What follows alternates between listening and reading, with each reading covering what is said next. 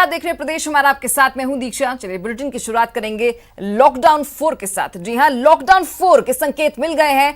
Lockdown 4 नए कलेवर में होगा। देश को संबोधित करते हुए पीएम मोदी ने 20 लाख करोड़ के आर्थिक पैकेज का भी बड़ा ऐलान किया है।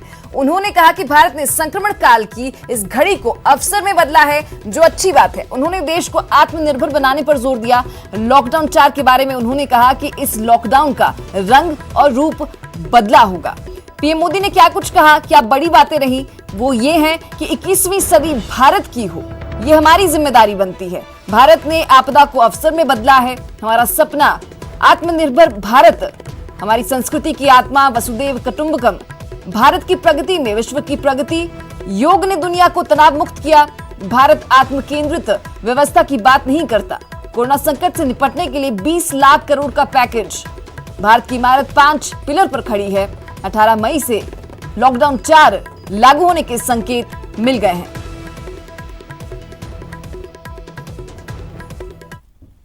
थकना, हारना, टूटना, बिखरना मानव को मंजूर नहीं है।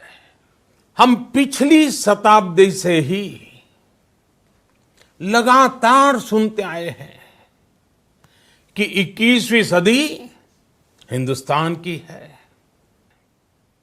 कि भारत में ही हर रोज 2 लाख पीपीई और 2 लाख N95 मास्क बनाए जा रहे हैं। ये हम इसलिए कर पाए क्योंकि भारत ने आपदा को अवसर में बदल दिया।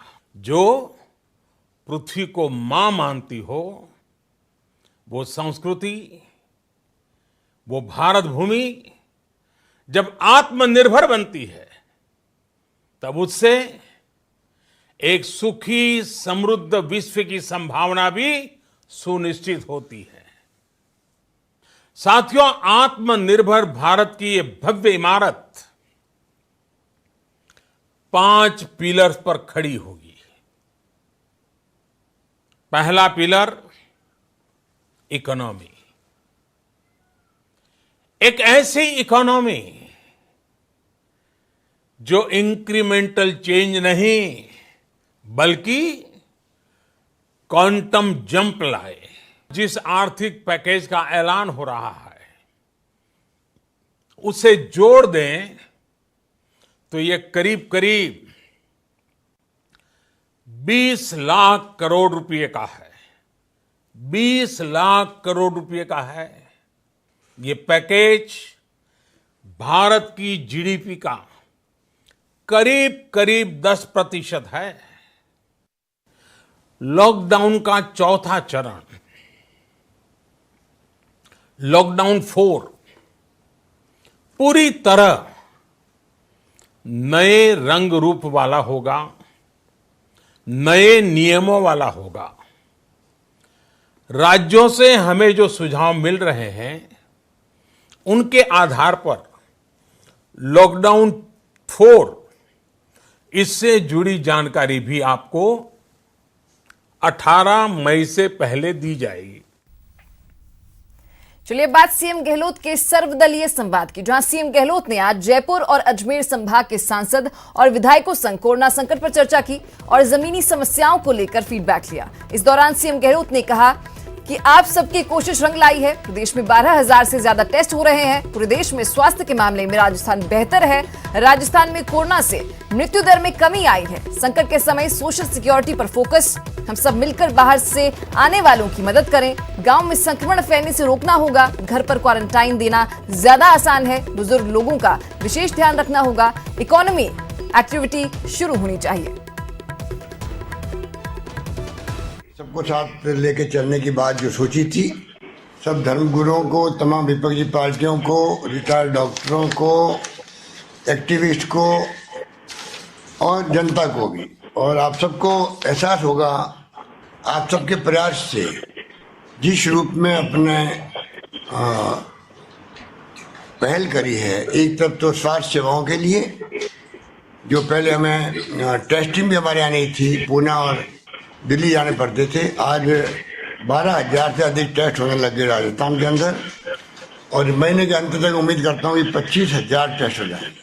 तो राजस्थान आप सबके सहयोग से हम चाहते हैं अच्छी स्थिति में आ जाए, जिससे भी चाहे कैसी भी स्थिति बने हम उसका मुकाबला करने में अग्रणी रहें। ये हमारा सपना सबका होना चाहिए। ये काम अपन लोग बहुत ही बखूबी करना चाहते हैं, और उसमें हमें आज तक कामयाबी मिली है। इस बात की मुझे खुशी भी है। और राजस्थान में जो है ये भी एक खुशी की बात है कि राष्ट्रीय स्तर से हम देखें तो आपके जो सैंपल भी हमने लिए हैं 1,75,000 सैंपल हो गए, और इसी प्रकार से जो अप्रोच है, मरीजों के जो मृत्यु दर है वो राजस्थान में 2.9% है, जबकि देश के अंदर 3% है। अब मैं आपसे अपील करना चाहूँगा कि हमारी सबसे बड़ी जिम्मेदारी है सबकी कि गाँव को कैसे बचाएं। शहरों में तो आप सबके सहयोग से मैनेजमेंट हो गया कि शहरी होते हैं, सब कुछ हेडक्वार्टर होते हैं। वो अगर गांव के लोगों में संक्रमित आ गए, हमने क्वारंटाइन ध्यान से नहीं किया, तो एक बहुत बड़ी चुनौती राजस्थान आपके हमारे सामने आ जाएगी, जिसको निपटना बहुत मुश्किल होगा। क्योंकि गांव में अगर ये बीमारी फैलती है तो आप सोच सकते हैं कि कितनी व्यवस्था कैसे कर सकते हैं। सरकार आपसे सलाह भी करना चाहती है कि हम चाहेंगे क्वारंटाइन जो है उस पर हम लोग जोड़ दें। अब स्वास्थ्य सेवाएं चल रही है, छोटी मोटी शिकायतें आप बताएंगे, हम लोग तो ठीक करते जाएंगे। हम लोग आपसे मैं तो निवेदन करूंगा, ये जो क्वारंटाइन वाला काम है इसको आपको जरा इंटरेस्ट लेके अपने घरों से या जहाँ आप लोग कहीं बात कर सकें उन सबको मोटिवेट करना चाहिए। जो हमारे अपने वर्कर हैं, पॉलिटिकल पार्टियों के हैं, या गांव में जो हमारे जो भामाशाह टाइप लोग हैं या सोशल वर्कर हैं, उनके सहयोग लेके हमें आगे बढ़ना पड़ेगा। हमने कल रात को तय किया है कि अब हमारा ध्यान जो है ज़्यादा एक तो इकोनॉमिक एक्टिविटी में जाना चाहिए, जो खुलने लग गया है। बिना रेवेन्यू के मजदूरों क्या सरकारी कर्मचारियों को तनख्वाह देने की तकलीफ आ जाएगी राज्यों में। मैं राजस्थान की बात नहीं कर रहा हूँ, पूरे देश की बात कर रहा हूँ। राजस्थान अभी बहुत कंफर्टेबल रहा है बाकी मामलों में। अभी हम लोग ओवरड्राफ्ट नहीं गए हैं, वेज एंड मीन्स में जाते हैं आरबीआई के पास, उस पर भी हम नहीं गए हैं, परंतु कभी भी जा सकते हैं अगर ये हालात रहे तो। इसलिए हमें देखना पड़ेगा इकोनॉमिक एक्टिविटी चालू हो। पानी की समस्या बड़ी आने वाली है आप लोगों के सामने। तो पानी जो है गर्मी का टाइम आ रहा है, तो हमें सबको मिलकर उसका मुकाबला करना। हैंडपम्प, हमारे कल्ला साहब बैठे मंत्री जी, और अभी जो कंटिन्यूसली प्लान बनाया हम लोगों ने, हम चाहेंगे कि एमएलए का उसमें इन्वॉल्वमेंट हो। वो अपने चॉइस से जहाँ चाहे अपने क्षेत्र के हित के अंदर उसमें वो हैंडपम्प खुदवा सके, ट्यूबवेल खुदवा सके, वो व्यवस्था हम करने जा रहे हैं। हम चाहेंगे कि हमेशा की तरह जो परंपरा रही है उसका निर्वहन हो, और पानी में लोगों को कष्ट नहीं हो। चाहे पानी ट्रांसपोर्ट करना पड़े टैंकर्स में, चाहे वो हम लोग जैसा मैंने कहा आपको कि ट्यूबवेल हैंडपम्प की बात हो, योजनाएं कोई ठप पड़ गई है उसको ठीक करने की बात हो, रिपेयर करने की बात हो।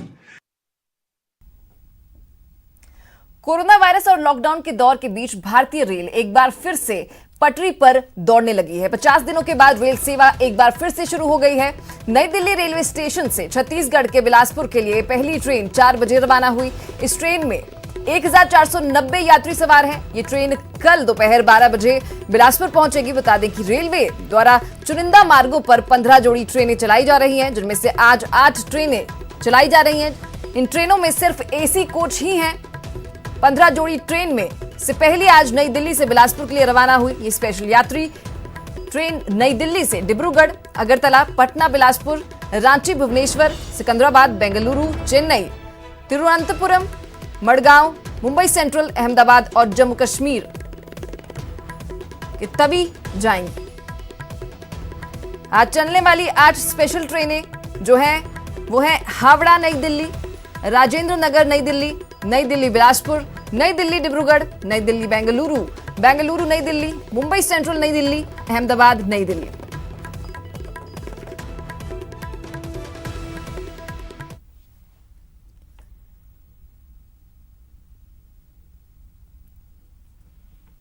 50 दिनों के बाद रेल सेवा एक बार फिर से शुरू हो गई है। इस लेकर रेलवे ने एक कविता ट्वीट की है जिसमें लिखा है कि ना आपातकाल में रुकी थी, ना युद्ध काल में थमी हूं, सावधान थी समय की मांग, उसे पूरा करने में जुटी हूं। देशवासियों की सेवा में स्टेशन पर तैयार खड़ी हूं, मैं भारत की जीवन रेखा करने देश की सेवा। फिर से अपनों को अपनों से मिलाने आज फिर से चल पड़ी है भारतीय रेल।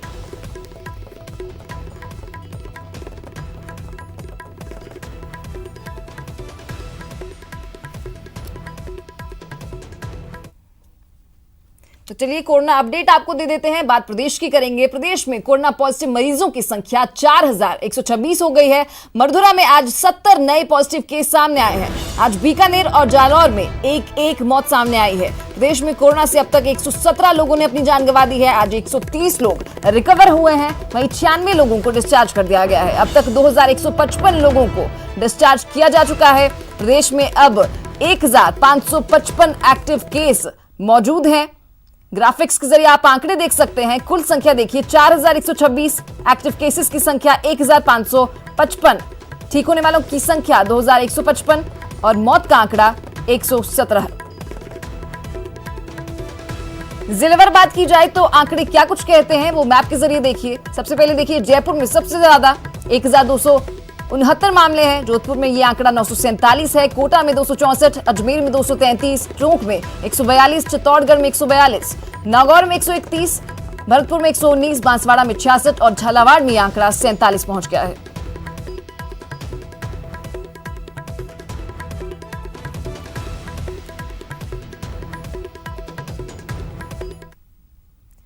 कोटा में कोरोना के मामलों में लगातार बढ़ोतरी देखी जा रही है और आज भी 3 कोरोना पॉजिटिव मामले सामने आए हैं। इसी के साथ कोटा में पॉजिटिव मरीजों का आंकड़ा 262 तक पहुंच गया है, जिसे देखते हुए प्रशासन ने जिले में अलर्ट मोड हो गया है।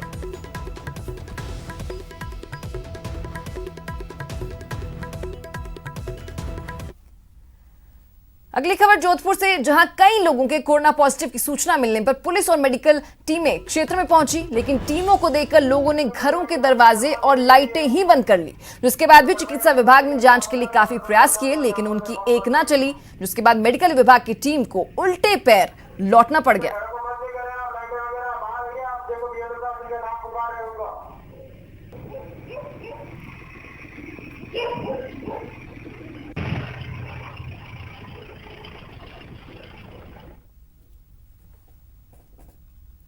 चलिए बात करेंगे भीलवाड़ा की, जहां कर्फ्यू ढील के दौरान बिना मतलब के घूम रहे लोगों के खिलाफ कार्रवाई की गई और उनके चालान काटे गए। इसके साथ ही बिना मास्क लगाने वाले दुकानदारों और सोशल डिस्टेंस नहीं रखने वाले लोगों के लिए भी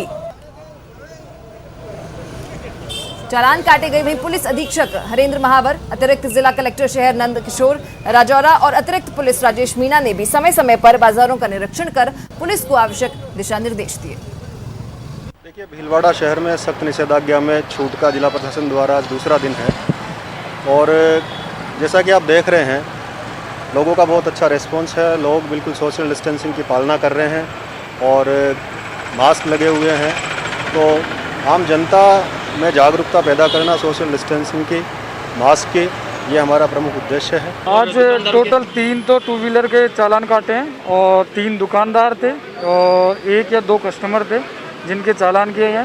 दुकानदार जो सोशल डिस्टेंसिंग का पालन नहीं करते थे, मास्क नहीं लगाते थे, उनके 500 रुपये का जुर्माना लगाया गया है और जो कस्टमर मास्क नहीं लगा रखे थे या फिर प्रॉपर डिस्टेंस मेंटेन नहीं करते थे, उनके 200 रुपये का जुर्माना।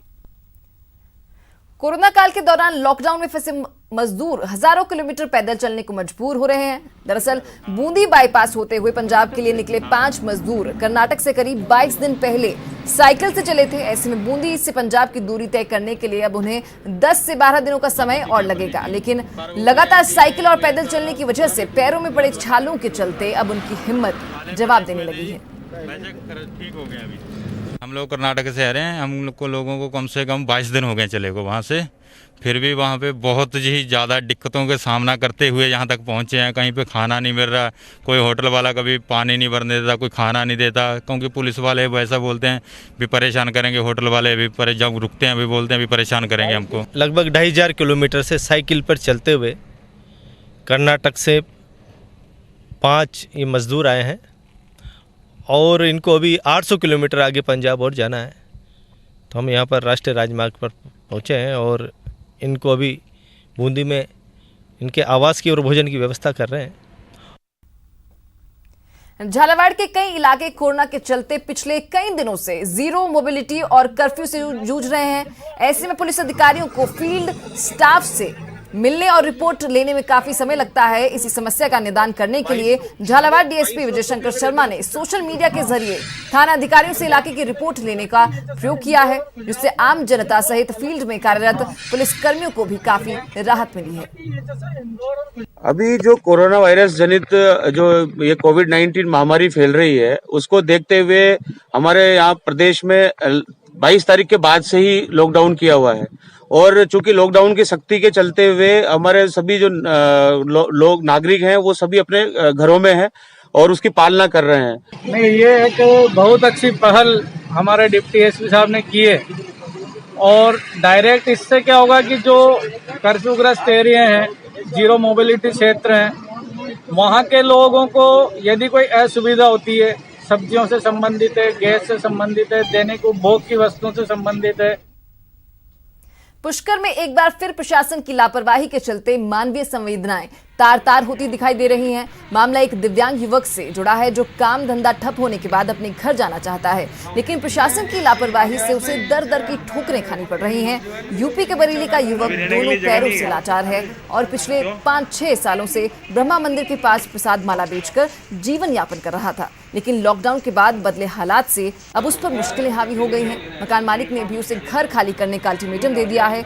ऐसे में विकलांग युवक अपने गांव बरेली जाना चाहता है, लेकिन 2 दिनों से उपखंड कार्यालय में चक्कर लगाने के बावजूद उसे उपखंड स्तर पर पास जारी नहीं हो पाया है। अभी रहने के लिए जगह वो लोग मिले थे जो मतलब बैठते हैं, उन लोगों ने कहती कि बोले आप इंतजार करो कि तो इतनी देर में आएंगे, उतनी देर में कह नहीं सकते हैं। तो एक दिन तो पहुंचे थे हम 9 बजे से 11:30 बजे तक वेट किया, नहीं आई मैडम। एक दिन तो 12-12 बजे तक वेट किया, नहीं आई, चले गए।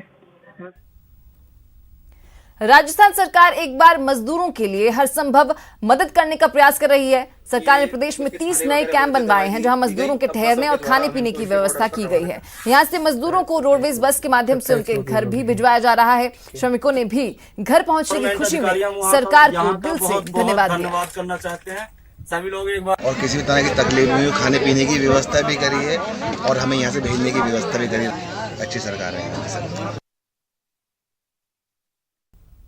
जब शराब का सुरूर छाता है तो फिर होश कहां रह पाता है। श्रीगंगानगर के एक डॉक्टर के सिर पर जब नशा सवार हुआ तो भूल गए अपनी मर्यादा और सारी हदें पार कर दी। मामला घड़साना का है, जहां नाके पर तैनात पुलिस वालों ने लहराते स्कॉर्पियो को रोका। इस गाड़ी में सवार थे डॉक्टर अशोक कुल्हारी और नर्सिंग कर्मी नवीन बिश्नोई। ऐसे में गाड़ी को रोकना डॉक्टर साहब को अखर गए और भिड़ गए पुलिसकर्मी। दोनों ने पुलिस वालों के साथ जमकर बदतमीजी की और फिर धमकाया भी। अब डॉक्टर की करतूत का वीडियो सोशल मीडिया पर वायरल हो रहा है। घटना 10 मई की बताई गई है।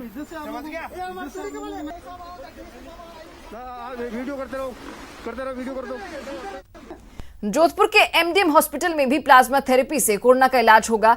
बीजेएस कॉलोनी के रहने वाले चंद्रभान ने इसके लिए अपना प्लाज्मा भी डोनेट कर दिया है। चंद्रभान भी पहले कोरोना से पीड़ित थे, लेकिन उन्होंने कोरोना को मात दी और अब दूसरे मरीजों के इलाज के लिए आगे आए हैं। हॉस्पिटल के डॉक्टर्स के मुताबिक जिस मरीज का इलाज किया जाएगा उसको भी चिन्हित कर लिया गया है और आज शाम तक उसे प्लाज्मा थेरेपी दी जाएगी। वहीं चंद्रभान सिंह ने कोरोना को मात देने वाले दूसरे लोगों से भी प्लाज्मा डोनेट करने की अपील की है। बता दें कि चंद्रभान अपने साथी मयंक पुरोहित के साथ लंदन से मार्च में जोधपुर आए थे। उसके बाद दोनों दोस्तों की कोरोना पॉजिटिव रिपोर्ट आई थी। दोनों का एमडीएम अस्पताल में ही इलाज किया गया था। प्लाज्मा के लिए ब्लड डोनेट करके आया हूँ, तो आपसे सबसे मैं रिक्वेस्ट करूँगा जो भी डिस्चार्ज हुए हैं कोरोना पॉजिटिव कि आप जाकर अपना ब्लड दें एमडीएम में और जिससे वो प्लाज्मा बना सके, जिससे कोरोना पॉजिटिव का इलाज हो सके और कम से कम 2 लोगों की जान बचेगी अगर आप अपना ब्लड देते हैं। तो आप सभी से ये रिक्वेस्ट करूँगा कि आप जाएँ और दें। जैसे कि मैंने सुना काफ़ी लोग डर रहे हैं, इसमें कोई डरने की बात नहीं है। राजस्थान सरकार का मुख्य फोकस पर्यटन पर है। कोरोना से सबसे ज्यादा नुकसान पर्यटन व्यवसाय को हुआ है और यही वजह है कि पर्यटन पर ताला लगने से ट्रैवल, होटल, टूरिस्ट बाजार से लेकर लगभग हर क्षेत्र ठप हो गया है। वहीं अब राजस्थान का पर्यटन विभाग पर्यटन को जल्द से जल्द पटरी पर लाने की तैयारी में जुट गया है। पर्यटन मंत्री विश्वेंद्र सिंह लगातार बैठकों, वीडियो कॉन्फ्रेंस और वेबिनार के जरिए पर्यटन मजबूत बनाने की तैयारी कर रहे हैं। राजस्थान में मार्च से पूरा लॉकडाउन है और लॉकडाउन की वजह से राजस्थान, जो कि एक पर्यटन राज्य हुआ करता था, टूरिज्म स्टेट हुआ करता था, यहाँ पर पर्यटकों को पूरा टोटा पड़ चुका है। आप देख सकते हैं कि जब से लॉकडाउन है, ये टूरिस्ट स्पॉट्स हैं। सवाई मान सिंह जो जयपुर के राजा हुए हैं, उन्होंने मानसागर ये झील बनवाई थी। इस झील पर हमेशा पर्यटकों की रौनक रहा करती थी, बहुत ज़्यादा भीड़ भाड़ यहाँ पर देखने को मिला करती थी। जो सवाई मान सिंह की बनाई हुई ये मानसागर झील है, इसमें जल महल अंदर बना हुआ है। आप देख सकते हैं कि जल महल की ये चौपाटी है। चौपाटी पर काफ़ी भीड़ भाड़ और रौनक देखने को मिला करती थी। जल महल देखने के लिए दूर दूर से पर्यटक आया करते थे, इसके साथ सेल्फी खिंचाया करते थे। लेकिन हजारों करोड़ों का यहाँ पर पर्यटन को काफ़ी नुकसान हो चुका है।